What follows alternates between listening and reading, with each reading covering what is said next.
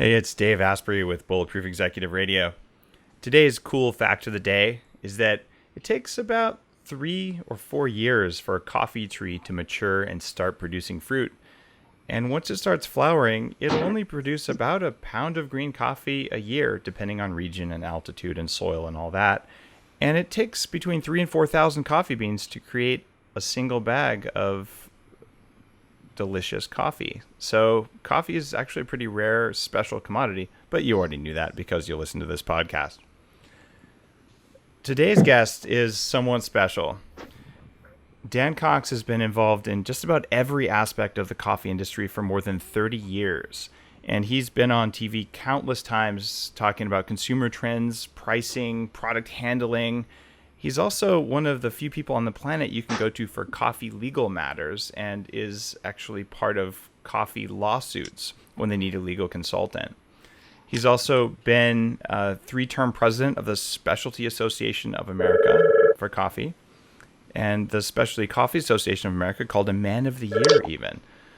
So if you were to basically sum it up in just one sentence, Dan, is it fair to say that you're old school coffee mafia? Is that accurate? I'm considered old school, certainly. I hang out with a clan of notorious coffee aficionados that really believe this is still a pretty special product and that we're all pretty passionate about it.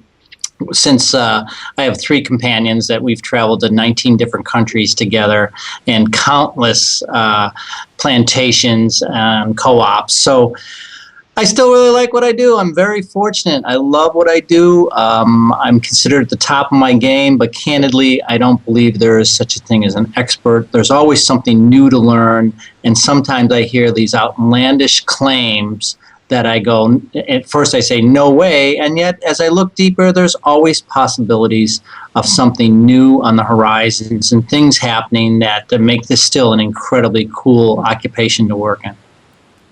Coffee's changed enormously over the past 30 or so years, and it's fascinating because you were there since the first Starbucks opened. Essentially, you were involved with coffee from that time frame, right?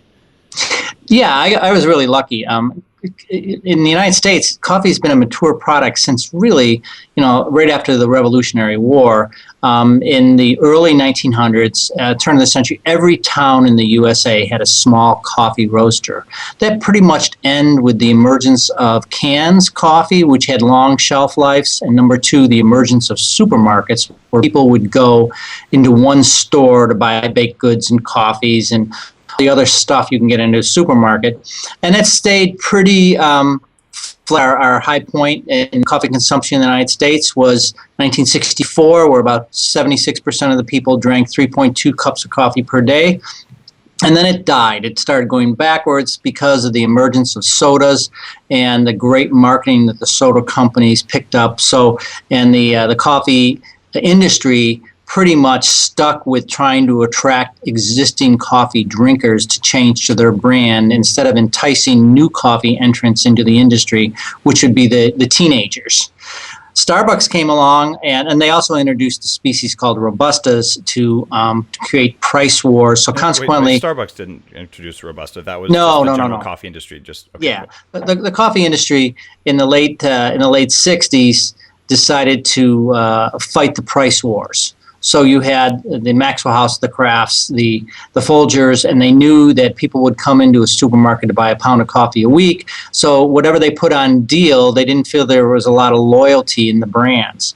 And so in order to reduce prices, one of the easiest things was to reduce cost of goods. And the number one cost of goods was the Arabica beans. So they introduced Robusta beans. And if you do it slowly over time, it won't be nearly as noticeable. And so the rise of great marketing in sodas, the decline of great coffee meant that the industry was going backwards. Around late 70s, early 80s, the emergence of Peet's Coffee Company in the West Coast, a great company based out of Oakland, California, and Berkeley, California. He was really the instigator. And then Starbucks picked up, and Starbucks did a great job of making coffee cool, making it a cool occasion, making it hip. Although I laugh because Starbucks is probably the number 1 or 2 user of milk products in the United States. The getting a black cup of coffee at Starbucks is actually kind of hard. People use a lot of additives. And then in my old stomping grounds, I was the first employee at a place called Green Mountain Coffee Roasters, which we started in 1981. No, that's ginormous. Just so people know, Green Coffee Mountain Roasters is $1 billion coffee company, right? It's actually $5 billion. Yeah, exactly. Yeah. So number 1 there. That's phenomenal. So, okay. Somebody has to be number 1, and I was very fortunate. I took a chance, and it was a husband-wife team, and they hired me because I was friends with playing racquetball. I was a very competitive racquetball player. So people... Uh-oh. We just lost audio for a second there. Say that again. People what? Oh, audio's totally gone. Is your headphone unplugged? Are you loaded with an espresso? Yeah, we had a little break in the show there for a minute. There's my espresso. It's looking kind of pretty. Pretty good crema. Yeah, I'm excited actually at the way the Bulletproof upgraded coffee beans make espresso, because they aren't specifically an espresso blend, but it's very flavorful. So yeah. We're working on getting an espresso blend out there, but anytime you say blend, you're getting coffee from multiple regions, and it changes the properties of the soil biome that was behind the coffee. And it's one of those things I want to be very cautious of and make sure that I'm maintaining the standards of the Bulletproof process there. But we'll get into the kind of process, some of the specific questions about mold toxins later in the show. I just happened to have an amazing opportunity in the middle of the show to go pull a shot of espresso because we had a Skype problem. So yes. Thank you. I appreciate that. Thanks, Microsoft, for making such a stable product. So you were telling us a little bit more about what happened with Green Mountain Coffee, and sort of how you were an early guy there and progressing into some of the history of how Starbucks and how basic coffee became cool again, and how there's just a ton of additives. So what's the latest what is third wave coffee, and how is Starbucks different than third wave coffee, and what's the Dunkin' Donuts Starbucks thing? So give me a little bit more and give the people listening kind of an understanding of like the amazing business of coffee. Well, the third wave is now being split into 2 directions, and it's pretty interesting because Starbucks is essentially looking for all of their growth to be overseas, international, and pretty much Asia. They are very Asia-oriented right now. Are you over there a lot, Dan? Do you see what they're doing in Asia? I don't go there, but I am very cognizant of what they're doing over there in their plans. It's nuts. When you walk down any street in a big city, there's more Starbucks there than in New York City. I swear. Yeah. Okay. Well, again, in Asia, a normal city for them can be 4 or 5 million. So over here, 4 or 5 million person city is Chicago. So they have their market tiers are so much greater than ours. So Starbucks feels they've got the United States covered pretty much on two fronts: retail in their own stores and retail in the supermarkets. They'll continue to make some splash, but reality is they're going overseas. Dunkin' Donuts, which is a pretty interesting East Coast consumer, East Coast retailer, they've got about 6,000 stores, of which about 5,200 of them are east of the Mississippi. So most people on the West Coast really don't know too much about Dunkin' Donuts. The other big player, of course, is McDonald's. McDonald's with 31,000 locations, they decided 2 years or 3 years ago to get more serious about coffee, and they've done a pretty good job elevating, mainly through price and a better quality product, that a dollar value. Their biggest problem right now is their biggest product is their cafe frozen coffee drink. And boy, that is going really well for them. So they're doing really well. So the trick to selling a lot of coffee is sell a lot of milk and a lot of sugar. Well, that's we are a fat, cold, sugar-based society. If I was to say, what are the 3 big things? We love fat, we love sugar, and we love cold and portion and then distribution. So hence sodas and any product that has a lot of fat in it. The other part, so the third wave now is these small stores, the blue bottles, the 4 barrels, the people that want to get into making coffee literally dripped by the cup, right. Individual. And what what trend that they're breaking, which is unusual, is we are so convenience-oriented, drive-through, time-oriented, that we live in the era of line speed. The shorter, the better. So in a traditional takeout, drive-through scenarios, whether it's a Wendy's or a McDonald's, 90 seconds is the goal. From the time you order to the time you drive away, they want to do that in 90 seconds. That's pretty darn quick. A minute and 20 is the next one. So to go into a store like Blue Bottle or Four Barrel, and I love Four Barrel in the Bay Area. The one in Valencia? The one there? Yes. I used to work a block away from there, and I know Tal, the head roaster there. I've written about Four Barrel too. It's a great roaster and a cool environment too. It's amazing. When I was there last spring, and I don't really try to sharpshoot people, and the good news is nobody knows who the hell I am, and that's fine. And so when I go in and I'll talk to their server, whether he's a barista or just somebody handling, and I'll ask them a few questions. And in this case, they were serving 3 different Kenyan coffees.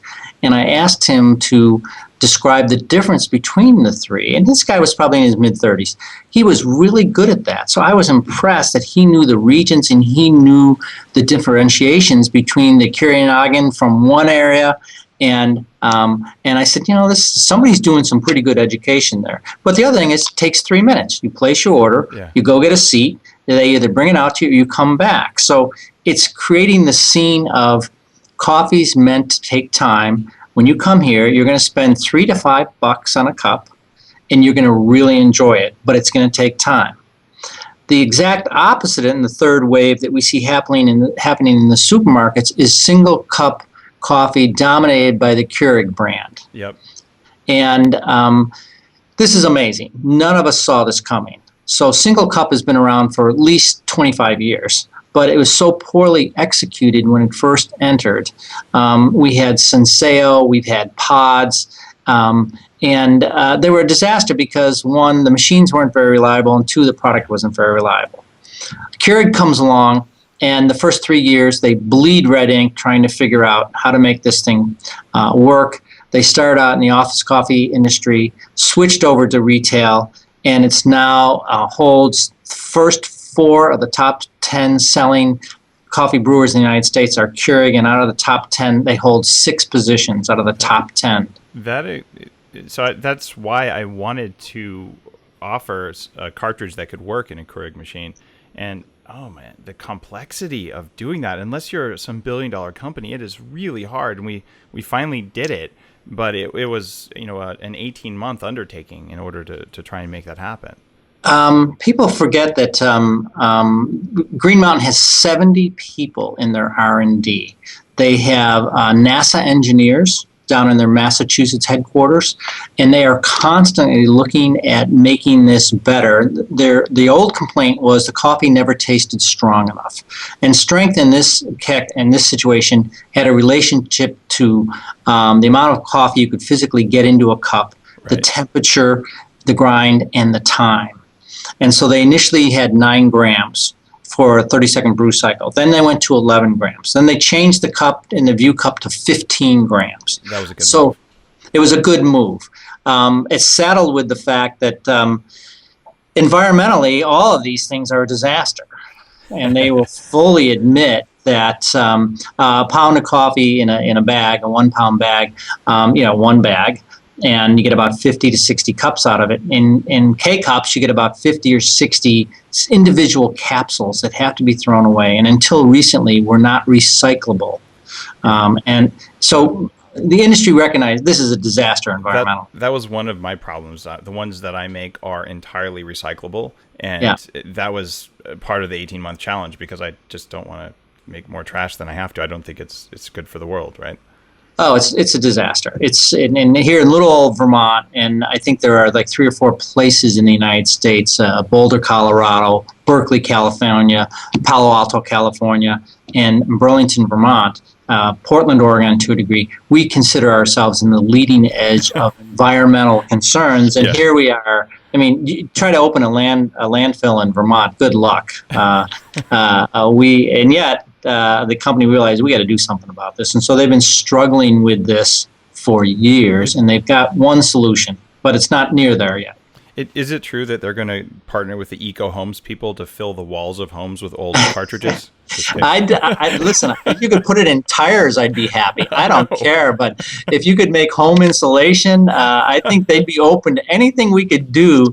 The new capsules the new K-cups are made with PET number 5 plastic, and out of the view, so there's a tear-away feature where you tear the lid and the filter comes off, and then the cup itself can be recycled. But you have to do that also when the coffee has cooled. So if you take it right out of the brewer and you try to do it, there's a good chance it's gonna rip and tear, and you're gonna coffee ground. So you got to wait a minute. And again, going back to our nature, we are not a culture that revels in things that take time. Right. We are speed oriented. We're speed food oriented. But it's a whole other story. And the thing that I find interesting is you used to walk down a supermarket aisle and there'd be a sign that said coffee. And when you got in that coffee aisle, there'd be cans of coffee. Then there'd be canisters or bins of whole bean coffee. And then there are 1 pound bags of coffee. Now you're going down and you're actually seeing boxes of coffee. And within the box of coffee are these single capsules. So, and you're seeing whole beans. Within 5 years, you will not even see whole bean bulk coffee line priced in any supermarket in the United States. Those are dying quickly. 1 pound bags of ground coffee. It used to be just whole bean, but ground coffee is now taking over. And cans are going by the way. For example, Folgers, about 10 years ago, invested tons of money in their new can. It's a plastic. It looks like a paint can, for cripe's sakes. I said, this is what for $3 million worth of design get you. So people can't wait to empty it out the coffee so they can use it as a paint can. But they made the switch recently and said all of their focus is going to be on single cup performance. And so this is huge deal. Huge deal. Craft is now getting into it. So most of us never saw this coming. And the other thing about Americans, which I love to disparage our fellow citizens, is that first of all, no matter how much you try to force us, we refuse to learn the metric system. Yeah. It's just foreign to us. It feels foreign to us. We don't like it. It's like learning French or something. It's absolutely something that doesn't belong in the United States, even though it's the language of science and it's worldwide. It doesn't matter to us. So my point is, people have no idea that 454 grams equals a pound of coffee. And thank God, because if they could ever figure out the math on what these capsules cost by the pound, you would say there's no way. But if you say, well, it's only 60 cents a cup, then, well, I can afford 60 cents a cup. If I go out to my local retailer, it's going to be between $1 and $3. What a steal. And then when you go, wait a second, how many cups do I get in a pound? My God, that's $40 to $60 a pound.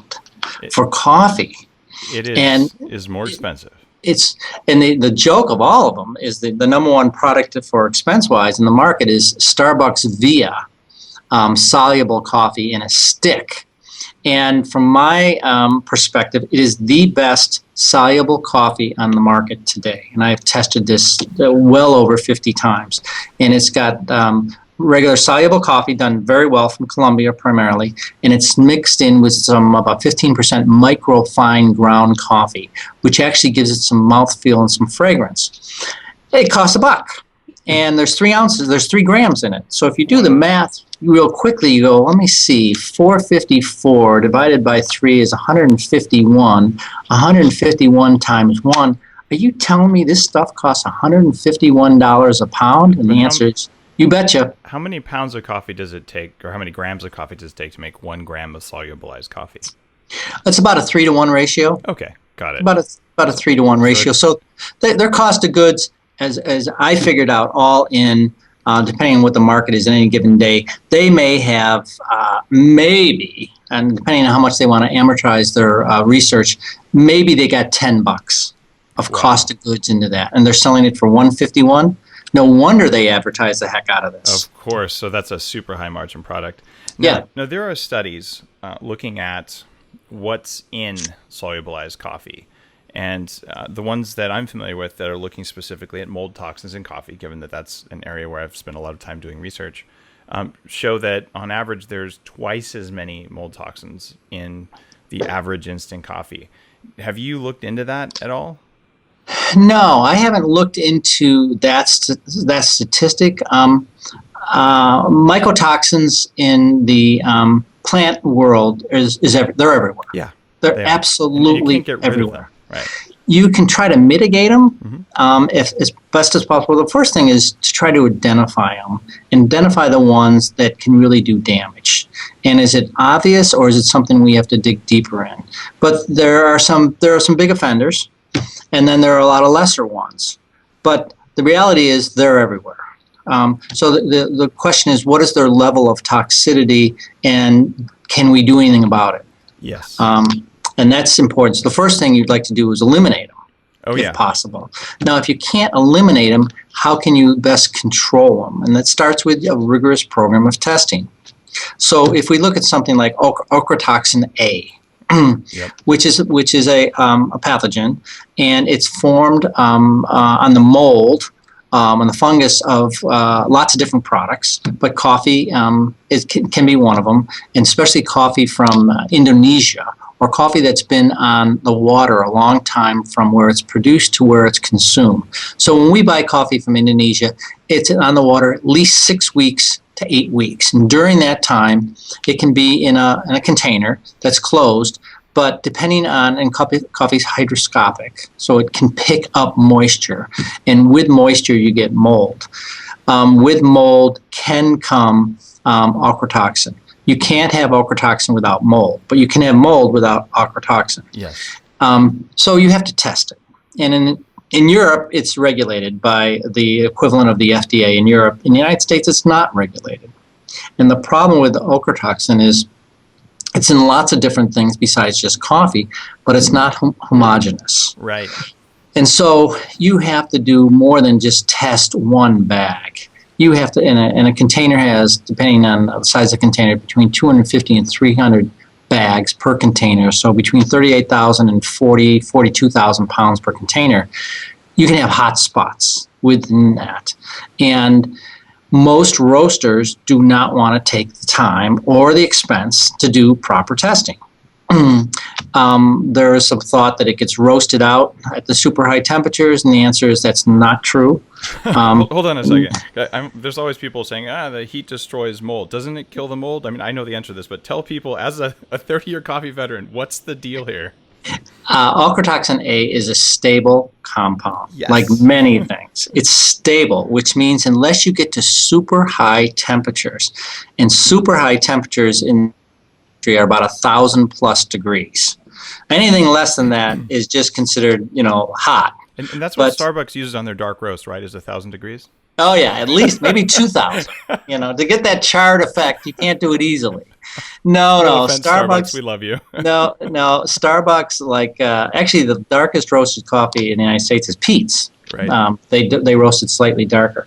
But the range is traditionally 375 to 450 degrees Fahrenheit. That is the range. And then you got to throw in the time it takes, anywhere between a 15 and 20-minute roast. Then you have to work in what's the moisture content of the coffee as it's coming in. Moisture content comes. So there's about 4 or 5 variables. But if, as someone said, the average roast temperature of coffee is 400 degrees for 15 minutes, for a 2-bag roast of 350 pounds, I'd say that's a pretty good generality. But at those temperatures, things are created. Acrylamides can be created, but they can't be destroyed. So you can't destroy ochratoxin A, furin, or some of the other mycotoxins at this temperature. You can't. It can't be done. So it's not happening. The spores are dead, but the poison left by the mold that made the spores is not dead. Well, it was never alive, but it's still present and still biologically active. Okay. Yes, and the other issue is because technology allows us to get further and further into the DNA of anything, we can see things that used to be measured in parts per thousand, parts per million, parts per billion. Now we're into parts per trillion. But you do have to put that into the old Paracelsus adage, in that the poison is in the dosage. Yeah. And I truly believe in that. And so if I was to look at my food source and say, my God, almost everything I eat has the potential to be toxic, I would go, you're right. So let's just calm down and figure out what we need to test, what's reasonable and what's not reasonable. So when people come up and they figure out what I do and they say, well, God, I drink 10 cups of coffee a day. And I go, well, that's your problem. You're not impressing me because you can consume so much coffee. And is the issue the coffee or is the issue the caffeine? The caffeine, again, is another one of these stable compounds. People think the coffee is roasted darker, so it has less caffeine because it's been roasted out. Fundamentally, absolutely not true. Not true. It's a stable compound. It's the same amount than you began with, than you ended with.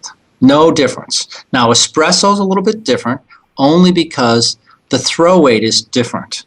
So you have a very, an espresso. The espresso you just drank looked like it was about 2 ounces. Yep. So we drink about 1.5 to 2 ounces of espresso, and that could have 80 to 100 milliliters of caffeine, whereas an 8 to 10 ounce drink of regular coffee may have 100 to 150.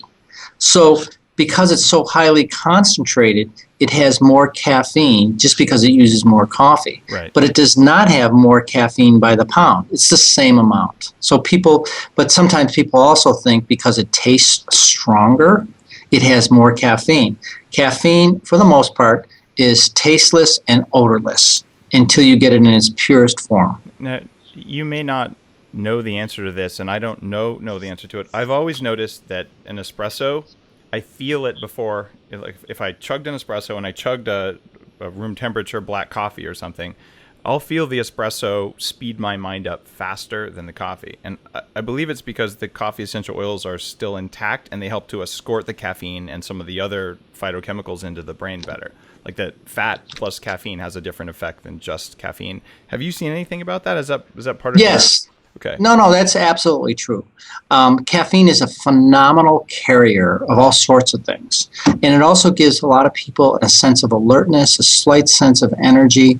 And most of the studies I've looked at feel that the number one reason people drink coffee in the morning is for the caffeine. It's not necessarily for the taste of the coffee. So when you see it used in the pharmaceutical industry, specifically medicines like aspirin, it's not because the caffeine they feel is necessarily a great additive. What it is a great carrier. And it gets the other essential ingredients in the medication to you very quickly. Just like the old product DMSO, I don't know if you ever knew what that it was used in horses for recovery of horses. Right. Well, that stuff, you'd rub some of that on your shoulder, and within like 10 seconds, your breath would really smell differently. And researchers said, how can that work so fast? We better look at this because it could be a great carrier for other things. So the pharmaceutical industry, obviously the soda industry, is the number one user of caffeine in the world, pharmaceutical soda industry, because it has a slight amount of upliftingness to it and energizing. Certainly in coffee-producing countries now, especially in Brazil, they're using cafe lattes and cafe au laits for children in elementary school because it makes them more alert, and they actually are proven to be better testers. Unbelievable. Up here, you would think, oh yeah, this is just a coffee guy trying to sell more coffee. I posted on Facebook a picture of my son drinking 2 ounces of Bulletproof coffee made with my mold toxin tested beans plus the grass-fed butter and the brain octane oil. Yeah. And my kids get it every morning. They get about an ounce or two, and you know what? They feel great. It makes them happy. They're not addicted. They don't go hyper. They're just calm and focused and happy. And I don't think I'm harming them. In fact, I know I'm not. No, and I don't think they're getting shorter. They're not turning browner, and they're not hyper running around beating on each other. No, I find that in the studies, and I see studies all the time, that I think the publicity has turned the corner to where there are more positive attributes to moderation in coffee than negative ones. There's certainly still some negative ones, but the industry is starting to say, hey, wait a second. Everything from colorectal cancer, breast cancer, Alzheimer's, there's some stuff going on here that we need to look at closer. So I'd have no problem. My daughter's an adult now, but when she started drinking coffee when she was around 10, I think, first of all, I think she was slightly influenced by my wife and I. Yeah. But secondly, she liked it. She just plain liked it, and she liked the taste of it. I didn't think I would give my kids coffee until they were older, but when my daughter was 1, I said, well, I'll give her black coffee because she was reaching for my cup, and I figured she'll make a face, and I had to fight her to get the cup back. Well, that's a little unusual. Yeah, I was surprised, but they've just been like that. So, a couple tablespoons, I think it's fine. Yeah, it's like, I mean, if your child doesn't like it, they're going to tell you real fast. They're just going to push away and say, no way, get it out of my face. If they do like it, usually I'll go back to put some milk in it. And you don't have to go crazy with sugar, but usually the first sip, if it's somewhat diluted with some milk, it certainly should be palatable. So let's go back to, you said that coffee has some positive things. My own research and experience has shown me that when I look at the list of negative aspects of coffee, and I look at the list of negative aspects of mold toxins that are commonly present in coffee, there's a shocking overlap there. And that when I experience coffee that is tested to be extremely low, like you said, there's a part per gazillion measure that I'm sure there's one of those in any coffee bean, right? Because there's so many parts. But when I drink exceptionally low mycotoxin coffee, I feel different. And I even did a little study with executive function, comparing 2 different coffees, and showed that there was a difference in executive function between the 2. You mentioned earlier the European standards. So they test using probably not the most accurate test on earth, but they test for ochratoxin A, which is one of the 27 different things that I look at in the upgraded coffee beans. But they test for that, and they say, all right, this coffee isn't up to European standards. And what is the current European standard in parts per billion? Do you remember off the top of your head? It's either 3 or 5 parts. Okay, cool. My research says it's 5, and it used to be 8, but it does change occasionally, and I don't always get the latest update right away. So 5 parts per billion, very small. Okay, so there's a container load of coffee. They tested it. It didn't make it. Where would it be tested in the coffee supply chain? This is at a broker. Would it be tested before it's shipped from the source country? Well, I mean, the best way to test it would be, again, because mold can accumulate and start en route, depending where the coffee's coming from, is you want to test it as it left the port, and you want to test it when it arrives. Importers will only do what they're asked to do, and then they're going to try for the life of it to pass that cost on to the roaster. So if the roaster demands it, the importer has 2 choices. Okay, I'll test it, but I'm going to charge it for the test. Or no, I don't want to go through the aggravation of testing it. You're not big enough for me to do this and eat it myself. But in theory, you would want to test it just as it was loaded onto the ship, and then you want to test it again, depending on the length of travel on water once it got there. But most roasters, I mean, the most common way of testing ochratoxins is through the use of what's called a fluorimeter, because it can be fluorescent. We have it in our labs. We have the capability of testing this. It truly is a pain in the neck test to do. Oh my God, you have to extract from green coffee. Grinding green coffee is like grinding mustard seeds. All it does is gum up your grinder. So you have to freeze it to begin with. So if you got some liquid nitrogen around, that works really well, but not a whole lot of people have that. So we freeze the coffee, which makes the cell structure brittle. And then we grind it, and then we have to go through at least 6 phases of filtering it till we finally get about 2 or 3 mils of this colorless liquid that we put into a fluorometer, and then 30 seconds later we get a result. So it's about 65 minutes of prep for a 30-second test, and that can cost anywhere between $150 to $300 to do it. And until you automate it, it's very labor intensive. Now, that test, when you're doing it, what's the sensitivity of it? Very sensitive. Okay, got it. I think the thing, if you're really going to look at this, you want to go right back to the source.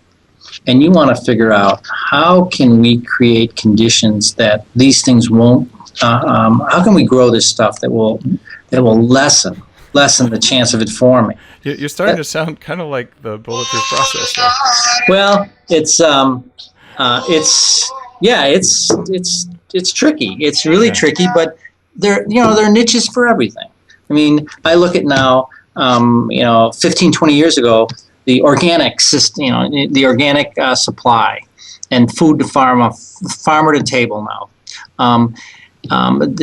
So we pay more for organic foods if we can have assuredness that it really is organic. We like buying local now. So where you are, there's a lot of opportunities. But the thing that's really amazed me is why are our system so sensitive to gluten all of a sudden? So now we go down a supermarket and there are aisles of gluten-free products. What's going on here? I think I have a pretty good theory on that one. Gluten cross-reacts with, funny enough, toxic molds. And we changed our soil bacteria about 30 years ago by spraying a potent mutagen on it. So we've been having these aspergillus, mostly soil microbes that are typically harmless, that have become less harmless, that have also moved into our homes because they live basically anytime there's moisture in the home. They produce immune stimulating molecules that have the same 8 amino acid sequence that's present in gluten and casein. And I believe that's one of the underlying reasons. It's not the only one, but it's one of the underlying reasons that we're seeing this explosion. And I experienced it myself in Palo Alto. There was a toxic mold growing behind a dishwasher in a place where I was staying. And when I got exposed to that, my relatively minor gluten allergies just exploded. And the same thing happened to my wife. So it's a known thing. It's just one of those complex systems out there. And I'm a canary for toxic mold. And that's why when I drink a cup of coffee, I can tell you if I've had Cup of Excellence coffee that tasted amazing. It was, blissful and orgasmic. But 20 minutes later, I'm like, yep, there's mold toxins. There's something in there. Yeah. Well, I'm just amazed that the industry, led by the big industry leaders, the Kellogg's and the General Foods of the world, General Mills of the world, have realized that this segment of the population is asking for it, so we better pay attention. So my wife is a gluten sensitive, and so consequently, we go to a couple of health food stores, and she goes down that aisle, and now there are gluten-free pizzas. I have some bad news for you, Dan. Yeah. Have you seen the studies about coffee cross-reacting with gluten? No? Yeah, there's actually immune. It's proven by one lab in one case, but get this, they used cheap instant coffee. And there are a ton of people who don't drink any coffee other than upgraded coffee because they react to it. I'm the same way. But when they drink a coffee that's tested for molds, they aren't getting basically the gut problems that they're getting from normal coffee. And that can be a trigger for immune sensitivity. So if you're like the celiac or Crohn's side of things, the quality of the coffee you're drinking is a factor in You betcha. how you react. So I don't know if your wife has paid attention to whether coffee is triggering any gluten allergies in her or whether it's triggering symptoms of gluten allergies, but it's worth noticing. Well, she switched years ago to decaf. And she's a diehard two cup a day decaf drinker. And she drinks the best decaf on the market that she can find. And she seems to be fine. I need to ship her some of mine if she hasn't tried it. I didn't realize that she was doing that because I mean, what is the best one that you know of? Because I'll tell you, I always get sick when I drink decaf coffee because they use low quality beans because they know they're ruining them anyway. So you found a super high quality one. If anyone on earth would know, there are you have to look far and wide to find them, and they're usually small micro roasters that are willing to pay a lot more for coffee. Yeah. I find if you're the big brand, the one that's the most common right now that I think does a pretty good job, Nespresso Decaf does a really good job. No kidding, Nespresso. I wouldn't have predicted that. And they, it's a subsidiary of Nespresso and of Nestle, and so consequently, they're making a lot of money. So they do a pretty good job sourcing coffee, especially for the decaf. Flavor or oh yeah, okay. yeah. They do. I would say, from a capsule standpoint, for dark roast, they're the leader in the field, as they should be because of taste alone. So the Verissimo by Starbucks has been less than successful. They're not selling very many of those machines. The Revo from Green Mountain Coffee is kind of dead in the water, not selling very many to make espresso-based beverages. But Nespresso still leads the pack by far. And you find a consistent, high quality, high flavor decaf. Yeah. So I'm going to ship you some of our decaf to try. Ship it away. The reason is that I take the original tested beans, and our roasting is in Portland. We ship it over to Vancouver to do a Swiss water process and ship it back. So it's a very short ship time because caffeine is also an antifungal agent in the coffee. Yeah. So it tends to be, in fact, I'll tell you, it's the only decaf that I don't react to. And go ahead. Do you ship it over to the plant in the Swiss water plant? Yeah, absolutely. Yeah. And it's only about 6 hours, right? Because Portland to Vancouver and back is easy. No, I went through that plant in September, and I am very highly positive about the plant. I've been through the plant. I've seen the before and the after. I know the management. It's the real deal. I think they're probably one of the best decaffeinated plants in the world. They do a really nice job.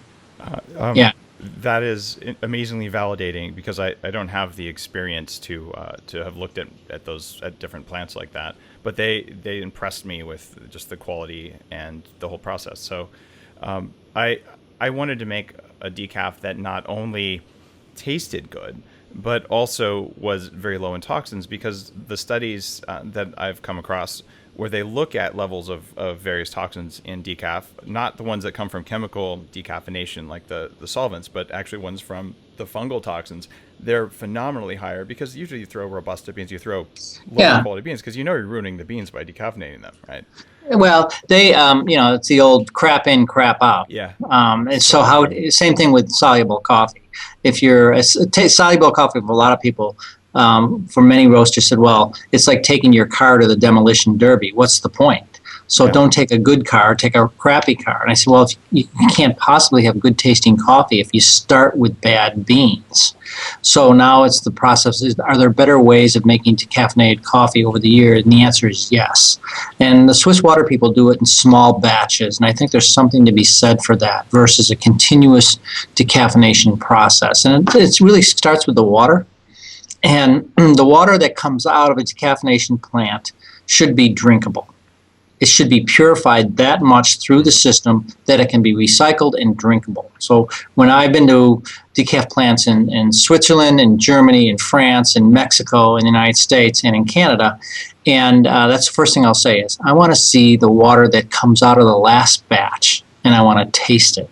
And if they won't allow me to do that, I know there's a problem. Wow. Okay, that's a pretty high standard. Yeah, they haven't cleaned it enough to be able to use it in the next batch. And it takes time and it takes money to do that.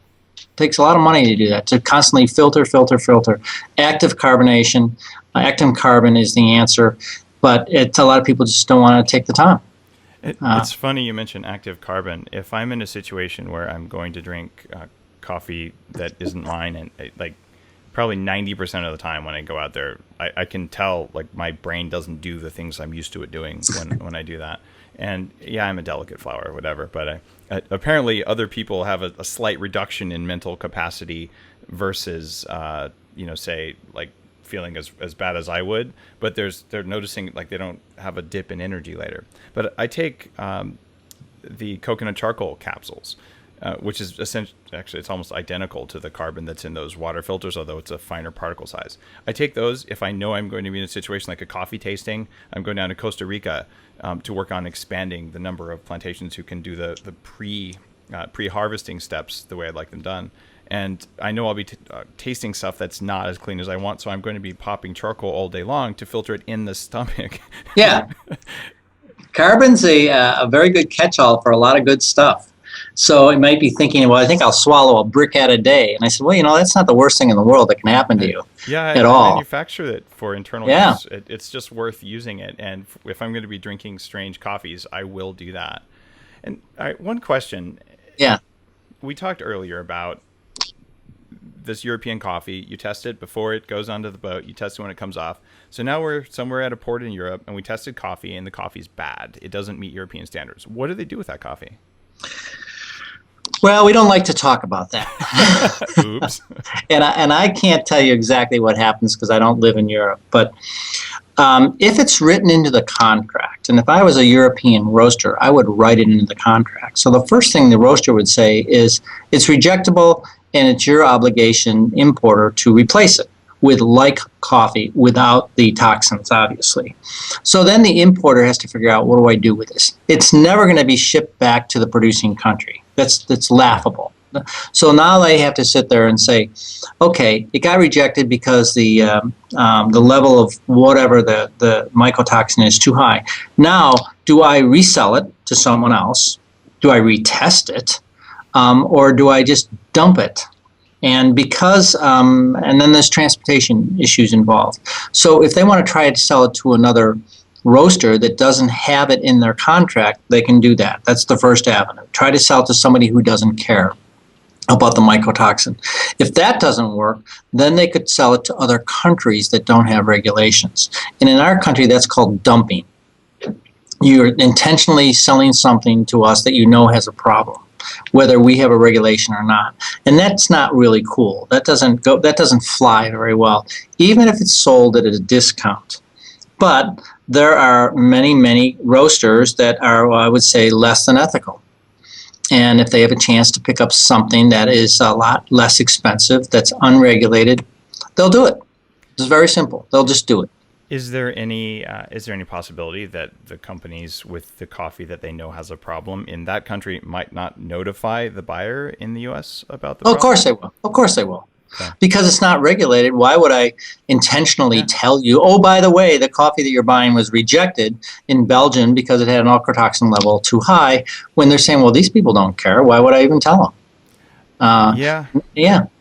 And if you were at a U.S. company and you had even, say, internal standards, you could buy some higher toxin coffee for less and have some nominally lower toxin, mix them all up to get the average parts per billion down.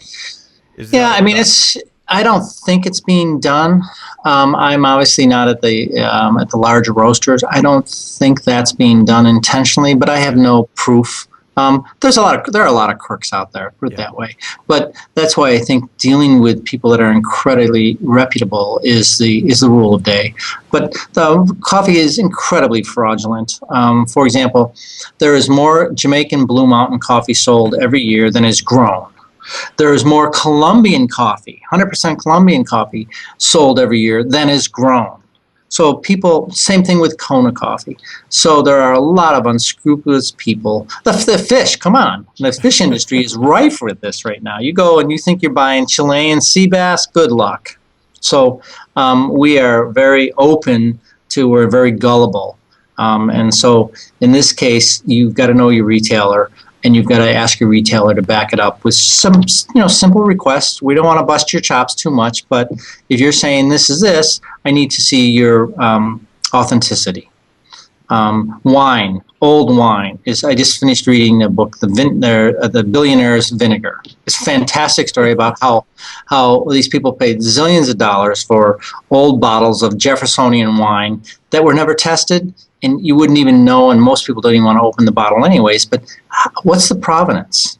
How do you check on the provenance for some of this stuff? Very difficult. Very, very difficult. It turns out you're not just a coffee expert, right? You're a cigar guy and a wine guy as well, and a Harley guy and a Porsche guy. You kind of like the finer things in life, right? I got to the stage where I was very fortunate that I had the ability to make some choices and how I want to spend my time and who I want to spend my time with. And cigars and coffee, that's a natural. So when the cigar craze of 1990 hit, I was among the first to really get involved in that. And Marvin Shanken at Shanken Communications has done a wonderful job with Cigar Aficionado, and I did a lot of coffee tastings with that magazine. Wine, I started a wine club with two other guys in the late 80s, and I would say I'm a sophomore, but I'm a pretty educated sophomore. I just saw the video SOM, S-O-M-M, which is one of the best videos on how difficult it is to become a master sommelier. And so I love wines. I'm trying to teach my daughter the difference between really good wine and just average wine. So wine will be a lifelong passion. A little bit of speed, yeah.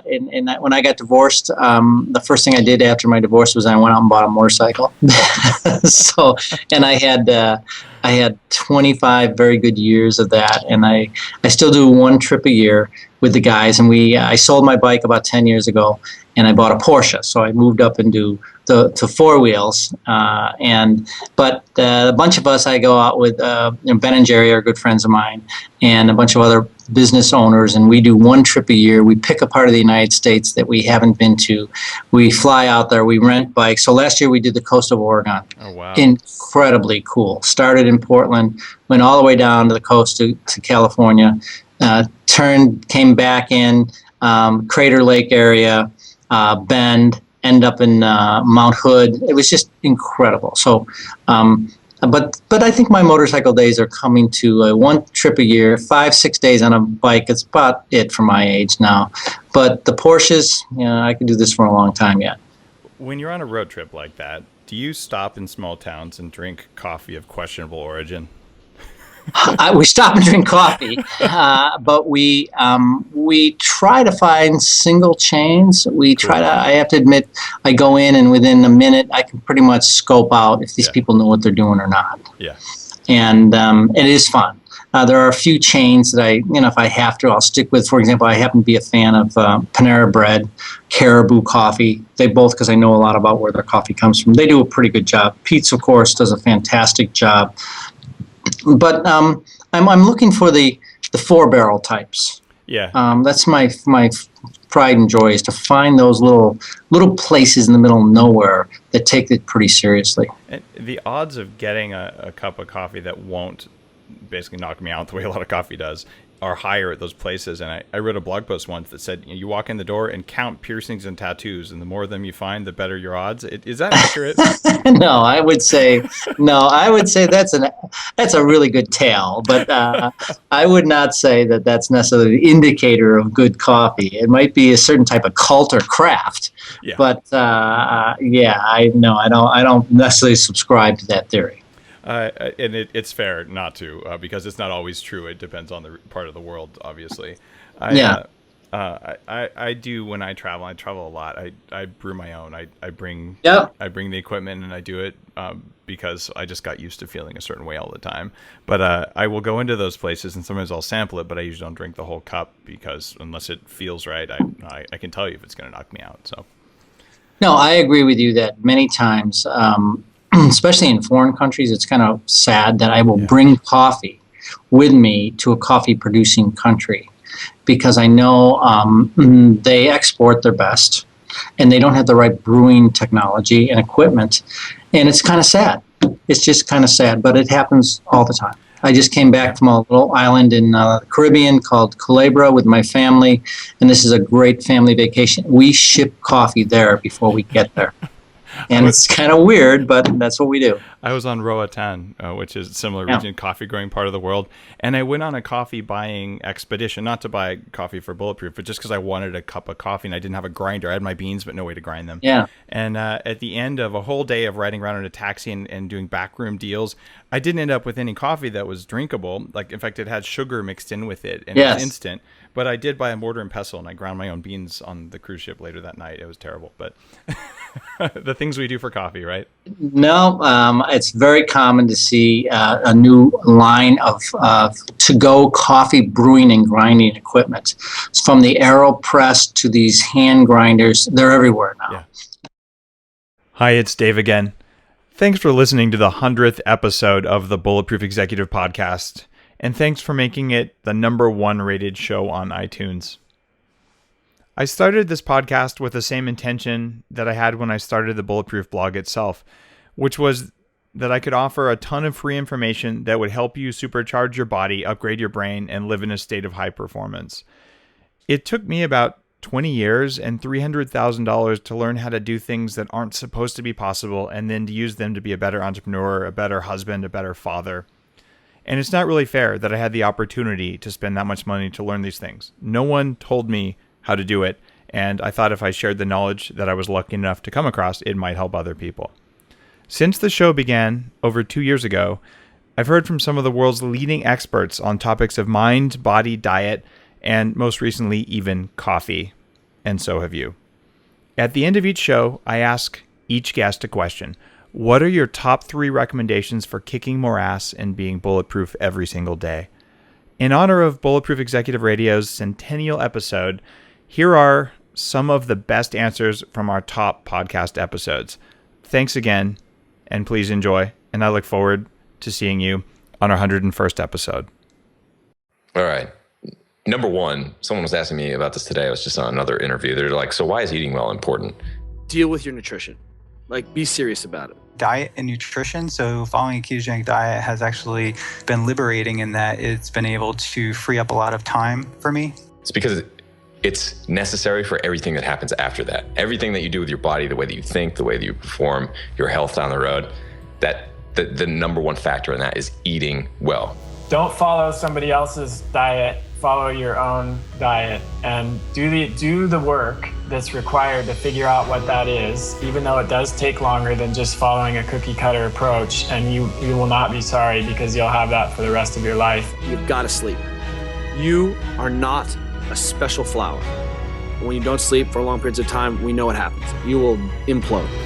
Downtime is extremely important, and a lot of people get so caught up in their jobs and don't take time, they don't take constructive, what I like to call creative downtime. So I would say sleep. It would be number one if you want to kick butt, because if you're not sleeping, you're not kicking butt, almost certainly. Try to disconnect from time to time. Take a walk every day. Everybody needs to have creative downtime, scheduled into their day in one form or another. Follow your desire, even when everyone else thinks you're crazy. Number one, you are never better than when you're challenged. That's one. Number two is expressing gratitude. And then I would say that I think the key to happiness is staying curious through your entire life. Surrender to the things that you think that you shouldn't do, or that you think are bad or dirty. I think you do them and see what you learn. Laugh a lot. Because at the end, it's all funny. It's all very funny. It's all a good joke. Drink more coffee, drink wine, and drink scotch. Relax. Don't worry about it. Life is grand. Now, the end of the day should be kind of a look back, a review of all the positive things that happened. And so many people kind of obsess about what they consider the failures, and that's not very helpful. And so we want to essentially review everything that happens, recapitulate those experiences, and just find the positive, the silver lining in everything that happened during the day.